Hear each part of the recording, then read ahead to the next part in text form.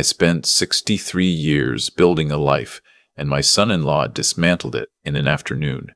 Not with a confrontation, not with a fight, but with a single sentence delivered in the driveway of my own house while I was still holding the luggage I had packed for a trip I was never meant to take. He told me the Hawaii reservation was only for two, that they needed space to focus on their marriage, that I should drive myself back inside, put on some coffee, and enjoy the quiet.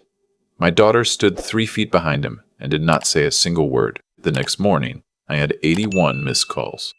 Before I tell you exactly how I dismantled every financial structure I had spent 4 decades building around their lives, let me ask you something. Leave your city or state in the comments below, and if you believe that a person who treats their own parent like a seasonal ATM deserves to face real consequences, hit the like button and subscribe to Stories of Lauren. My name is not important. What is important is that I am 67 years old, a retired commercial real estate developer from Portland, Oregon, and I spent 38 years creating enough wealth to ensure that my only daughter would never struggle the way I did coming up. I grew up in a 2-bedroom house in rural Ohio where the heat went out every January and we ate beans 4 nights a week. I told myself that if I ever had children, they would never know what cold radiators felt like. I kept that promise. I kept it far too well. My daughter is 34. She is talented, genuinely funny when she wants to be, and has her mother's eyes, which makes it both easy and impossible to stay angry at her. She married her husband 6 years ago at a vineyard in the Willamette Valley that I paid for entirely. He's 37, works in what he calls brand consulting, which as far as I can tell means he sends emails and attends lunches. I have never once seen evidence of a salary. I have seen extensive evidence of his taste in restaurants. After the wedding, my daughter came to me with a proposal. They wanted to move to a better neighborhood. The school district was important, she said, even though they had no children yet. The commute would be shorter. The light was better. She showed me listings on her phone with that particular expression she has always worn when she wants something. Head tilted slightly, voice very calm, the kind of calm that is actually a controlled pressure. I bought them a condominium in the Pearl District, 3 bedrooms, 12-foot ceilings, views of the Willamette. I told myself it was an investment property and that they would pay me a modest monthly sum to cover the carrying costs. They paid for the first 4 months. Then the payments became inconsistent, then they stopped entirely, replaced by explanations about irregular project timelines and restructuring, and one particularly memorable story about a wire transfer that got caught in a compliance review for 11 weeks. I told myself I was helping. My wife, who passed 8 years ago from a cancer that moved faster than any of us were prepared for, would have called it something different. She would have used the word enabling.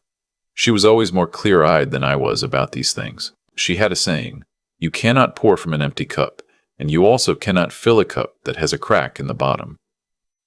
I should have listened to her more when I had the chance. The Hawaii trip was my idea originally. My 70th birthday was approaching, and I wanted to mark it with something real, not a dinner, not a cake, not a gathering of people I see twice a year making toasts they rehearsed in the parking lot. I wanted to spend actual time with my daughter in a place that meant something. My wife and I had honeymooned in Maui in 1981. We stayed at a small inn near Kainapali and watched the sun go down every evening from a lanai the size of a closet. And it was the most content I have ever been in my life.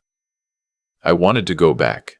I wanted to bring my daughter and show her the place that started everything. I mentioned the idea at Sunday dinner 8 months before my birthday. My daughter's husband immediately became enthusiastic in the way that expensive people become enthusiastic about things they are not paying for. He started talking about specific resorts, about the difference between Maui and Kauai, about a private villa he had seen featured in a travel magazine. He suggested we go big. He said it once in a lifetime. He said you only turn 70 once. I should have recognized the specific cadence of that sentence. It is the sentence people use when they intend for you to pay for something that is primarily for them. Over the following month, my daughter came to me with a budget. She had done research, she said. She had found an extraordinary property on the north shore of Kauai, a private 3-bedroom residence with a pool and a cook and direct beach access.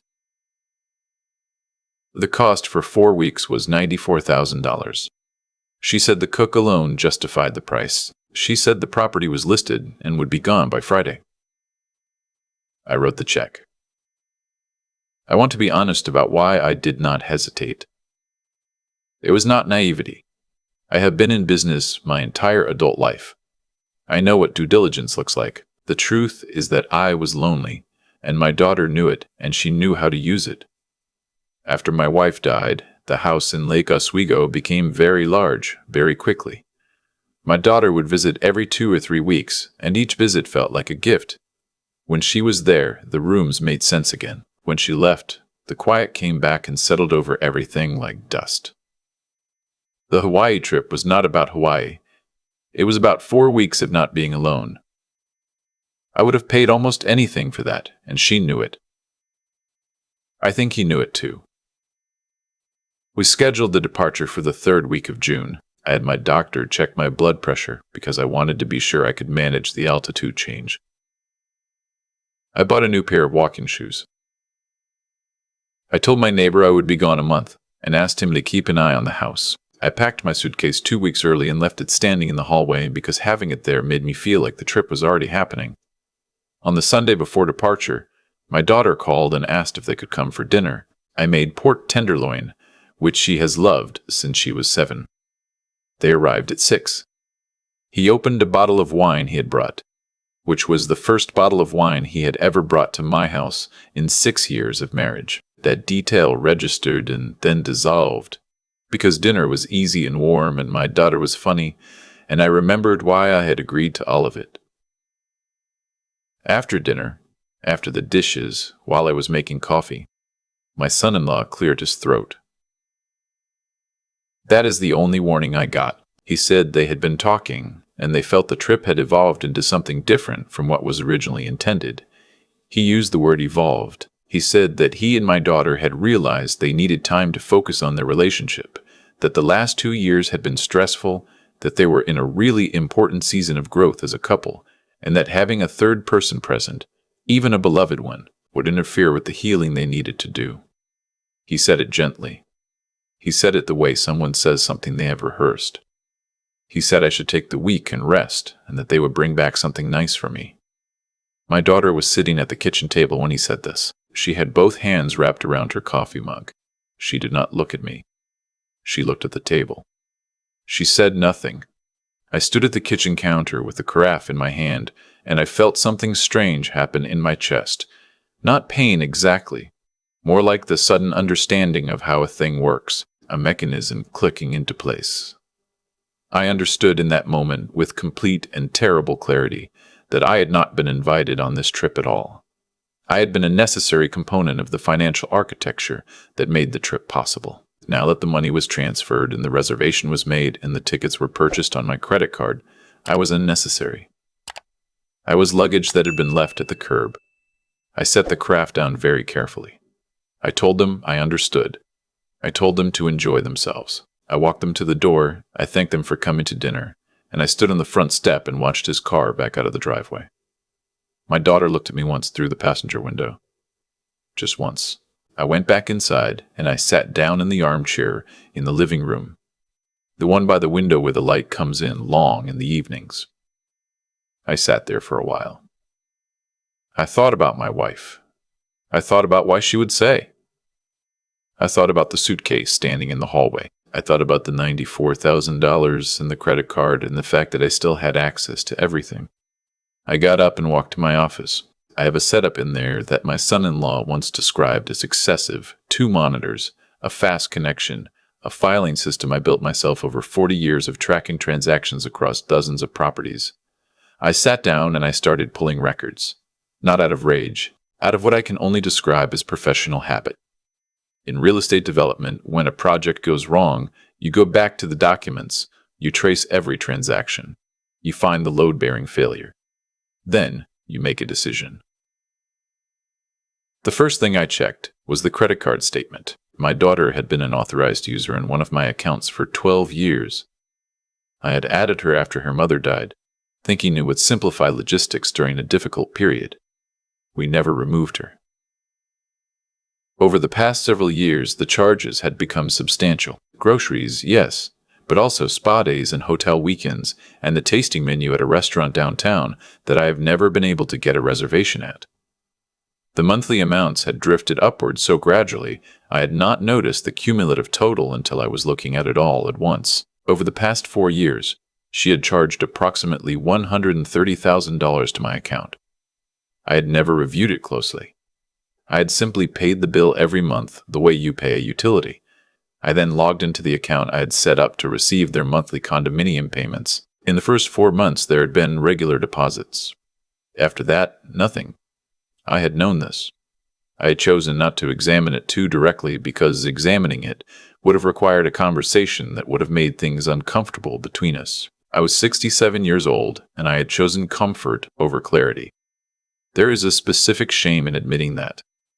The airline tickets were the detail that clarified everything.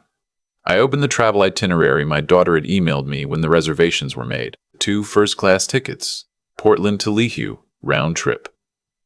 The billing appeared on my credit card. I had assumed the reservation was for 3.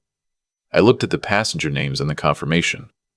2 names, hers, his. My name was not there. Had never been there. I pulled the original property rental contract. 2 guests listed. Breakfast for 2, beach chairs for 2. They had never intended to bring me. From the first conversation at the Sunday dinner 8 months ago.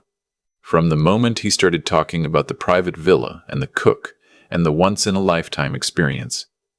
The plan had been to use me as the funding mechanism for a luxury vacation that was only ever for them. The birthday trip I thought I was taking to the place my wife and I had loved was always just the story they told to justify the ask. I sat in my office for a long time after that. The monitors hummed. Outside the window, the neighborhood was quiet and dark. I thought about my wife again. I thought about a conversation we had years ago when our daughter was 19 and had taken money from our joint account without asking to cover a car repair she was embarrassed to tell us about. My wife had sat her down and said something I still remember clearly. She said, "The problem is not the money. The problem is that you thought you had the right to take it without asking. Once you decide you have that right, you will keep deciding it. That is what has to stop." I picked up my phone. My hands were not shaking. I dialed the credit card company. I spoke with a representative named Keith, who had a calm, efficient manner and clearly dealt with situations like this regularly. I explained that I needed to report unauthorized charges on an authorized user's card and revoke the user's access entirely. Keith walked me through the process methodically. By the end of the call, my daughter's access to that account was permanently terminated. Every saved card number, every autofill, every pending transaction. Gone. Keith confirmed that any attempt to charge going forward would be declined immediately, and that a notification would not be sent to the former user. I then called the property management company in Kauai. The man who answered had the kind of polished warmth that high-end hospitality people develop, professionally sincere, calibrated to make every interaction feel personal. I told him I was the account holder for a reservation beginning the following Thursday, and that I needed to cancel it. He paused and shifted into the damage control register. He explained their cancellation policy. $94,000 reservation, canceled 11 days before arrival, meant I would forfeit 75% of the total. I would lose just over $70,000. He asked if I wanted to speak with his supervisor or explore rebooking options. I told him I did not. I told him to process the cancellation immediately and to ensure that the access codes and guest registration were voided so that no one would be able to check in under that booking. He confirmed it within the hour and sent a digital receipt to my email.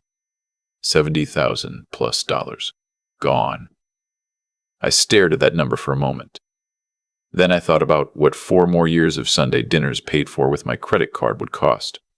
I processed the cancellation. The airline was simpler because the tickets had been booked as fully refundable business class fares. They could be canceled for a complete refund to the original payment method. I canceled both tickets online and received the refund confirmation within minutes. Whoever built that refund policy did not anticipate that the original cardholder might be the one canceling tickets his daughter had bought on his account without his knowledge. But there it was. I turned off the monitors, made myself a cup of tea, and went to bed. I slept better than I had in months. The calls started at 2 in the morning. I had turned my phone to silent, but I had not turned it off because I wanted the record. I woke at 7 and counted 61 missed calls. 34 from my daughter, 27 from her husband. There were also 42 text messages. I made coffee before I read them. The first messages from him were demanding and entirely sure of themselves. He said the credit card had been declined at the hotel bar and that clearly there was an error, and I needed to call the bank immediately. He said this was incredibly inconvenient. He used the phrase, "figure it out," twice. The tone was the tone of a person who has never once believed that a consequence could apply to him. The messages from my daughter were different. Hers started in the same demanding register but shifted more quickly into something rawer. By the third message, she was asking if I was all right. By the 8th, she was saying she was scared. By the 14th, she was writing that she was sorry, that she knew how it must have looked, that she needed to explain, that there was context I was missing. That word, context, has always been the word people reach for when they mean, "Please do not hold me accountable for what is obvious." Then came the information I had been waiting for. At 4 in the morning, he had apparently tried to contact the property management company directly, using my name and the booking confirmation number. He wanted them to restore access for existing guests. The property manager called me the following morning, genuinely concerned, to report the interaction. He said the man had been aggressive. He said he had claimed there was a family miscommunication, and that the rightful guests should be permitted to check in. The property manager had declined and offered to connect him with local law enforcement if he continued. He had hung up. They landed back in Portland 2 days later, several $1,000s shorter from emergency hotel costs in Honolulu and a last-minute economy cabin flight home. I know this because my daughter eventually told me all of it in a conversation that happened in my living room about 3 weeks later, which I will get to. I had spent those 3 weeks doing something they had not anticipated. I called my attorney. My attorney is a man named Oscar Whitfield, who has handled my commercial real estate work for 19 years. He is methodical and precise and has a way of making very large problems feel entirely manageable. I sat across from him in his office and laid out the documentation I had assembled, the credit card statements, the condominium payment records, the original rental contract showing only 2 guests, the email trail around the booking, the voicemail where my son-in-law threatened to file a report, claiming I was experiencing cognitive decline in order to pursue emergency guardianship of my estate. That last detail changed Oscar's expression noticeably. He had left that voicemail at 5 in the morning on the second day of the trip when it became clear that no rescue was coming. His voice on the recording was low and controlled in a way that was more frightening than shouting would have been. He said he had consulted with someone, a friend in the legal field, he claimed, and that there were pathways available when an elderly parent made irrational financial decisions that put family members at risk. He said my canceling the reservation, revoking credit access, and refusing to communicate were documented examples of erratic behavior consistent with cognitive impairment. He said he did not want to pursue this route. He said he still hoped we could resolve things privately. He said it was my choice. I listened to that voicemail 4 times before I called Oscar.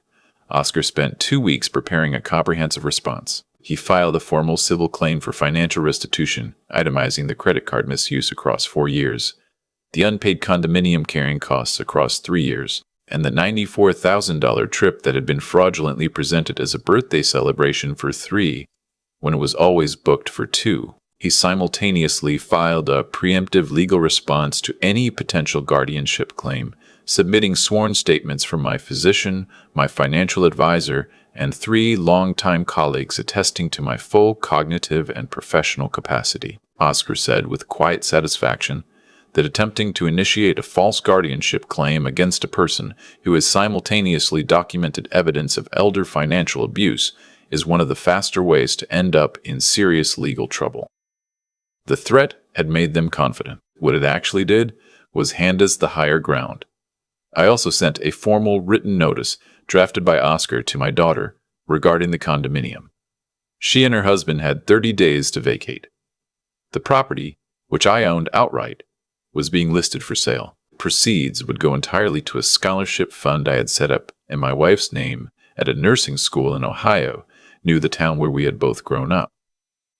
My wife had wanted to be a nurse when she was young. Life moved faster than her plans. I had always meant to do something about that. They did not vacate quietly. There were lawyers on their side, whose letters I forwarded to Oscar, and who did not write again after his response. There were phone calls I did not answer. There was one evening when he sat in a car outside my house for 40 minutes, engine running, and eventually drove away. My daughter came to my door, alone, on a Tuesday evening in July, when the light was still long and the roses in the front yard that my wife planted in 2003 were in their second bloom of the summer. She knocked rather than using her key, which she still had. I noticed that. I opened the door. She looked exhausted. Not the performing kind of exhausted. Not the strategic kind. The real kind. The kind that comes from weeks of actual consequence. She asked if she could come in. I stepped back and let her. We sat in the living room. She did not make excuses immediately, which surprised me. She sat with her hands in her lap and looked at the photograph of her mother on the mantel and was quiet for a moment. Then she told me the truth, or what I believe was the truth, which was that the Hawaii plan had started as his idea, that he had framed it to her as a romantic renewal, that he had told her I would want them to have that time, that by the time she understood what it actually meant, she had already told herself enough stories to feel like it was fine. She said she had known it was not fine. She said she had looked at me through the car window on the night they came to dinner, and she had known, and she had looked away because looking away was easier. I asked her about the credit card. She was quiet for a long time. She said it had started with small things, that she had told herself it was temporary, that she had kept meaning to bring it up and kept not bringing it up, and that eventually it became a number she could not look at directly. She said she was not asking me to forgive it. She just wanted me to know that she knew it was wrong. I told her I believed her. I also told her I was not sure what that changed. We sat there for a while longer.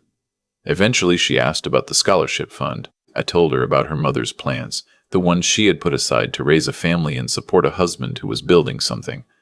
My daughter cried when I told her that, not performing, just cried. She left at 9 o'clock.